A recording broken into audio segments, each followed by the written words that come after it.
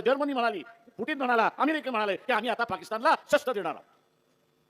आणि army chief काय म्हणतो की लवकरच आपल्याला असणाऱ्या युद्धाला तोंड द्यावं लागणार. हे तोंड कशासाठी द्यावं लागणार आहे? ज्याला इंग्रजीमध्ये आपण इगो हे वापरतो.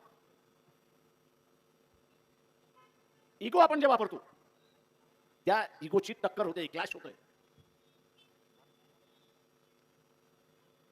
टेक द्यायला आपण म्हणतो, या माणसाची टेक आपल्याला.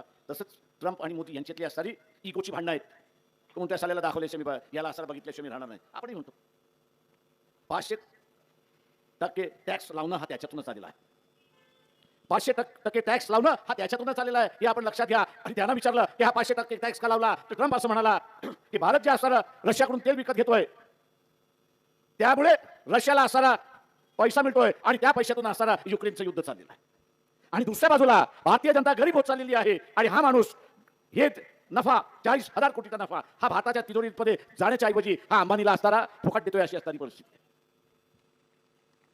फुकट देतोय अशी असणारी परिस्थिती आहे. जे भारतीय जनतेला मिळालं पाहिजे ते भारतीय जनतेला मिळत नाही, तर ते अंबानींना मिळते. आपण लक्षात घ्या, हा 40,000 कोटीचा दर वर्षाचा नफा हा भारताच्या तिजोरीमध्ये आला असता तर 100 रुपये डिझेल जे आहे ते आपल्याला 60 रुपयात मिळालं असतं. या देशातली महागाई कमी झाली असती की नसती?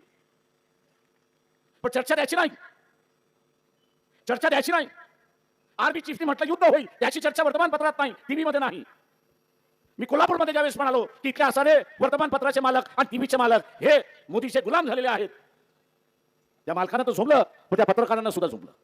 मी त्या पत्रकारांना म्हटलं, अरे लिखाव, तुम्ही माझ्यासारखे असणारे वेट बिगारात, तुम्ही माझ्यासारखे वेट बिगारात. मी राजकारणातला वेट बिगार आहे, तुम्ही पत्रकारितेमधला असणारा वेट बिगार आहे. महिन्याच्या ह्याच्यावरती आपलं चालतं, तुम्ही कुठं असणारा मालकाच्या बाजूने माझ्याशी भांडायला आलात.